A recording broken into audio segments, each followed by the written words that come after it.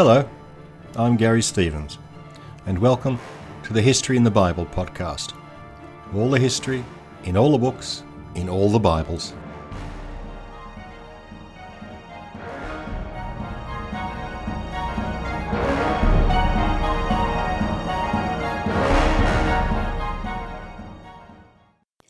Episode 1.35, Treachery in the House of David. In the last episode of the History in the Bible, we left David at the height of his power. The final portion of David's story is often called the court narrative or the succession history. It extends from 2 Samuel chapter 9 right through to the end of that book and into the first 2 chapters of 1 Kings. The question that drives this narrative is the question of succession. Who will follow David? He has many children by many wives, but one by one his sons are killed or displaced until only Solomon is left. It is a story of intrigue with a rich cast of characters. The succession history charts David's downfall from the triumphant conqueror to doddering fool. From God's chosen, he who could do no wrong, David becomes he who could do no right. David rose to king as a master manipulator. Once he has attained the pinnacle of power, he loses his grip. He becomes impotent. He makes mistakes. He is indecisive. He loses control. The account of David's descent begins with the tale of Uriah and Bathsheba, Uriah and Bathsheba, a story unknown to Chronicles. After a slew of successes, David makes a fateful error. Quote, 2 Samuel 11:2. Late one afternoon, David rose from his couch and strolled on the roof of the royal palace. And from the roof he saw a woman bathing. The woman was very beautiful, and the king sent someone to make inquiries about the woman. He reported, "She is Bathsheba, wife of Uriah the Hittite." David sent messengers to fetch her. She came to him, and he lay with her, and she went back home. The woman conceived, and she sent word to David, "I am pregnant." End quote. Oops! The zipless affair with a married woman has been complicated by a pregnancy.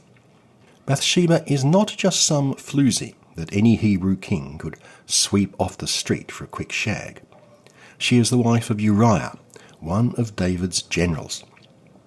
This is not a pregnancy that can be vanished. David spends 7 verses trying to cover up his misdeed by encouraging Uriah to go home and have sex with his wife. Uriah won't touch her because he is ritually purified for war. David enlists his army commander Joab as the agent of Uriah's destruction. This is the same Joab who had treacherously killed Abner, commander-in-chief of the house of Saul. Quote, 2 Samuel 11:14. David wrote a letter to Joab, which he sent with Uriah. He wrote in the letter as follows, "Place Uriah in the front line where the fighting is fiercest. Then fall back so that he may be killed." So when Joab was besieging the city of Succoth, he stationed Uriah at the point where he knew that there were able warriors. The men of the city sallied out and attacked Joab, and some of David's officers among the troops fell. Uriah the Hittite was among those who died. End quote. Throughout the episode, David sends messengers to manipulate others for his own ends. The king moves his subjects like chess pieces. Again, David is not the one carrying the knife. Again, David claims another dead man's wife, Bathsheba, as his own. Later Jewish traditions sought to exonerate David from the charge of adultery on the grounds that warriors of the time were required to give their wives conditional divorces. The Book of Samuel will have none of this. It portrays this story as the root of the subsequent ills in David's life. The prophet Nathan has some harsh words to say. Quote, 2 Samuel 12:7. Thus said Yahweh, the God of Israel, "It was I who anointed you king over Israel, and it was I who rescued you from the hand of Saul. I gave you your master's house and possession of your master's wives, and I gave you the house of Israel and Judah. Why then have you flouted the command of Yahweh, and done what displeases him? You have put Uriah the Hittite to the sword. Therefore the sword shall never depart from your house." End quote. David's line will be punished, but not he himself. The punishment may be inflicted generations later on his descendants. This concept of delayed punishment is a major theological theme running throughout the Deuteronomistic history in Samuel and Kings. From now on, the house of David totters. The fall begins with sexual transgression and violence, where family ties are broken. I've given up keeping track of David's sons and single daughter. Most are only mentioned in Chronicles. As far as I can make out, he had 19 children by 7 named wives, and an unknown number by unnamed wives. And that doesn't count the children by concubines. It is all very confusing. As in any society where the king is polygamous, murder and mayhem follows. The first horror concerns David's sons Amnon and Amnon's half-sister Tamar. That's Amnon and Tamar. Tamar is not an auspicious name. The last Tamar we met in episode 1.12 almost died when she tried to claim her rights by having sex with her father-in-law Judah. Things won't go well for this Tamar either. Quote, 2 Samuel 13:6. Amnon lay down and pretended to be sick. The king came to see him, and Amnon said to the king, "Let my sister Tamar come and prepare a couple of cakes in front of me, and let her bring them to me." Tamar went to the house of her brother Amnon, who was in bed. After everyone had withdrawn, Amnon said to Tamar, "Bring the food inside and feed me." But when she served the cakes to him, he caught hold of her and said to her, "Come lie with me, sister." But she said to him, "Don't, brother, don't force me. Such things are not done in Israel. Don't do such a vile thing." But he would not listen to her. He overpowered her and lay with her by force. End quote. The next verses show what a truly despicable character Amnon is. Quote, 2 Samuel 13:15. Then Amnon felt a very great loathing for her. Indeed, his loathing for her was greater than the passion he had felt for her. And Amnon said to her, "Get out." She pleaded with him, "Please don't commit this wrong. To send me away would be even worse than the first wrong you committed against me." But he would not listen to her. End quote. Amnon, son of David, met his fate some years later at the hands of another son of David, Absalom, of Shalom. Absalom was Amnon's half-brother and Tamar's full brother. Absalom is described in the same glowing physical terms as his father. From the sole of his foot to the crown of his head, he was without blemish. Quote, 2 Samuel 13:23. 2 years later, when Absalom was having his flocks sheared, Absalom invited all the king's sons. And Absalom came to the king and said, "Your servant is having his flocks sheared. Would your majesty and your retinue accompany your servant?" But the king answered Absalom, "No, my son, we must not all come, or we'll be a burden to you." Thereupon Absalom said, "In that case, let my brother Amnon come with us." Now Absalom gave his attendants these orders: "Watch, and when Amnon is merry with wine, and I tell you to strike down Amnon, kill him. Don't be afraid, for it is I who gives you this order." Absalom's attendants did to Amnon as Absalom had ordered, whereupon all the other princes mounted their mules and fled. They were still on the road when a rumour reached David that Absalom had killed all the princes, and that not one of them had survived. End quote. It turns out that Absalom has killed only one of David's many sons. that still annoys David. Absalom is exiled for 3 years, returning after a reconciliation is effected by General Joab. In the 4 years after his return to favour, the wayward son does his best to subvert his father. Absalom is the epitome of the second generation entitled kid. He is full of resentments, he bears judges. He craves his father's approval, but when he gets it, he destabilises David. Absalom raises the standard of rebellion in Hebron, capital of the tribe of Judah. This rebellion has significant support. David's nephew Amasa and other influential figures. So great is the opposition that David is forced to abandon the very city he made as his capital. Quote, 2 Samuel 15:13. Someone came and told David, "The loyalty of the men of Israel has veered toward Absalom." Whereupon David said to all the courtiers who were with him in Jerusalem, "Let us flee at once. We must get away quickly, or he will soon overtake us and bring down disaster upon us and put the city to the sword." The king's courtiers said to the king, "Whatever our lord decides, your servants are ready." So the king left, followed by his entire household, except for 10 concubines whom the king left to mind the palace. End quote. Remember those concubines. We will hear about them again soon enough.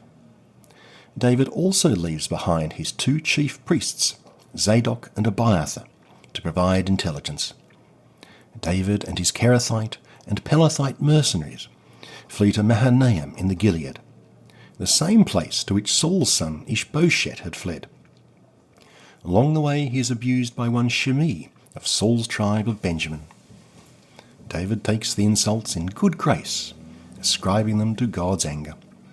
Shimei will make 2 more cameo appearances in our story. Back in Jerusalem, Absalom has bedded all 10 of the concubines his father left behind. The biblical authors always regard such behaviour with horror, comparable to bedding your own mother. The civil war ends with a single battle, briefly told. David's army under Joab leads his troops to victory over Absalom's army, led by Absalom's cousin and David's nephew, Amasa. David has ordered Joab not to deal harshly with Absalom. Joab ignores the order. The narrative concentrates on the aftermath of the battle. Quote, 2 Samuel 18:9. Absalom encountered some of David's followers. Absalom was riding on a mule, and as the mule passed under the tangled branches of a great terebinth, his hair got caught in the terebinth. He was held between heaven and earth, as the mule under him kept going. One of the men saw it and told Joab. Joab said to the man who told him, "Why didn't you kill him then and there? I would have owed you 10 shekels of silver." But the man answered Joab, "Even if I had 1,000 shekels of silver in my hands, I would not raise a hand against the king's son." Joab replied, "Then I will not wait for you." He took 3 darts in his hand and drove them into Absalom's chest. Absalom was still alive in the thick growth of the terebinth, when 10 of Joab's young arms-bearers closed in and struck at Absalom until he died. End quote. Another enemy of David has died, and not by the king's hand. In a famous dirge, David laments, quote, 2 Samuel 19:1. The king was shaken. He went up to the upper chamber of the gateway and wept, moaning these words as he went, "O my son Absalom, O my son Absalom, if only I had died instead of you. O Absalom, my son, my son." End quote. David's only concern is for his son, not for his troops, not for his kingdom. While we are sympathising with the king, Joab brings home some realities. He chastises David for ingratitude to his followers, who have won a great victory, choosing to mourn rather than rejoice. Joab warns that his army may desert if he does not celebrate their triumph. The king yields to Joab but demotes him. In perhaps an olive branch thrown to the northern tribes, he appoints his nephew Amasa as commander-in-chief. With Absalom dead, David returns home. Now here's what happened to the 10 concubines he left behind to care for the palace. Quote, David went to his palace in Jerusalem, and the king took the 10 concubines he had left to mind the palace and put them in a guarded place. He provided for them, but he did not cohabit with them. They remained in seclusion until the day they died, in living widowhood. End quote. Naturally, everyone wants to demonstrate their undying devotion to the victor. His own tribe of Judah rallies to David. The Benjamites, Saul's tribe, also show up, led by Shimei the ridiculer, who has had a sudden change of heart about the whole David the king thing. The main contingent of Israelites arrives late, leading to an acrimonious argument, with the Israelites charging that the Judeans are being favoured. The entire scene, in which Israel and Judah act independently, shows that the two groups understood themselves as separate entities. There is nothing in David's reign to suggest that the 12 tribes were a united polity, and a great deal of evidence that their union was forced and unfriendly. I'll be talking about that at length in later episodes. Yet another rebellion under one Sheba shows the depth of that ill feeling. Quote, 2 Samuel 21. A scoundrel named Sheba, son of Bichri, a Benjamite, happened to be there. He sounded the horn and proclaimed, We have no portion in David, no share in Jesse's son. Every man to his tent, O Israel. All the men of Israel left David and followed Sheba, son of Bichri. End quote. David's army under Field Marshal Amasa is ready to meet the challenge. Quote, 2 Samuel 24. The king said to Amasa, Call up the men of Judah to my standard, and report here 3 days from now. Amasa went to call up Judah, but he took longer than the time set for him. Joab's men marched out behind him. They left Jerusalem in pursuit of Sheba. They were near the great stone in Gibeon when Amasa appeared before them. Joab said to Amasa, How are you, brother? And with his right hand Joab took hold of Amasa's beard, as if to kiss him. Amasa was not on his guard against the sword in Joab's left hand, and Joab drove it into his belly, so that his entrails poured out on the ground, and he died. Amasa lay in the middle of the road, drenched in his blood. End quote. Joab has treacherously dispatched yet another rival, David's own nephew. Joab is violent, impatient, and suspicious. He is also one of the Bible's great pragmatists. He is the perfect consigliere. You can justify all his acts as in David's interests. He will survive David, but not by long. You won't find any of these stories in Chronicles. Not the rape of Tamar, not the rebellions of Absalom and Shimei, not the actions of Joab. In Chronicles, David is the perfect king, beloved by all. Most important, the chronicler sees David as the real founder of the temple and the royal religion. The author of Samuel has no interest in the king's piety. The chronicler regards that as crucial. Of the 19 chapters that Chronicles devotes to David, a quarter are spent on his dedication to the temple. None of that is in Samuel. I'll quote just a few verses from Chronicles to give you a flavour of those wearisome chapters. I had to read it, so you get to hear it. If you fast forward through the next 90 seconds, that's exactly what the rabbis do. Now I'm going to mispronounce a whole bunch of Israelite names here, so Hebrew speakers might also want to cover their ears. Long quote. 1 Chronicles 25:1. David and the officers of the army set apart for service the sons of Asaph, of Heman, and of Jeduthun, who prophesied to the accompaniment of lyres, harps, and cymbals. The list of men who performed this work, according to their service, was sons of Asaph, Zaccur, Joseph, Nethaniah, Asalah, sons of Asaph, who prophesied by order of the king. Jeduthun, the sons of Jeduthun, Gedaliah, Zeri, Jeshaiah, Hashabiah, Mattathiah, 6, under the charge of their father Jeduthun, who accompanied on the harp, prophesied, praising and extolling Yahweh. Heman, the sons of Heman, Bukiah, Mattaniah, Uzziel, Shebuel, Jeremoth, Hananiah, Eliathah, Gedalti, Romantiezer, Joshbekashah, Malathi, Hathiah, and Mathaziah.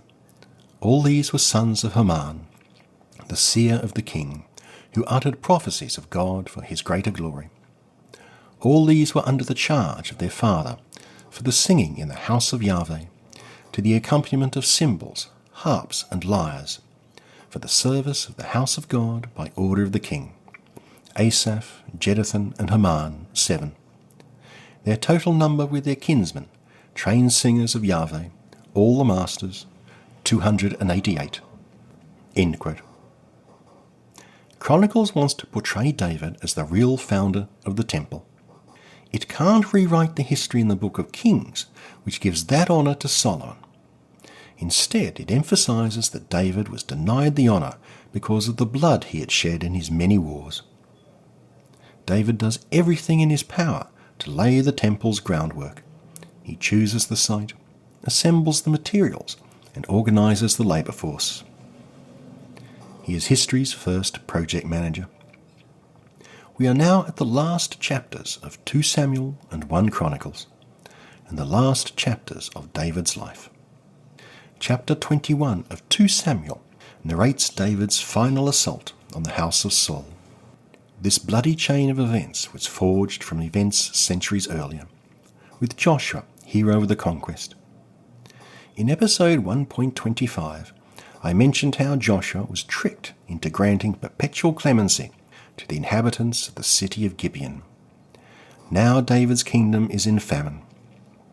God tells the king that the famine is punishment for Saul's massacre of some Gibeonites. This is the first that we hear of Saul's misdemeanour. Conveniently for David and the author of Samuel, there is a handy way to stop the famine. Quote, 2 Samuel 21:3. David asked the Gibeonites, "What shall I do for you? How shall I make expiation, so that you may bless Yahweh's own people?"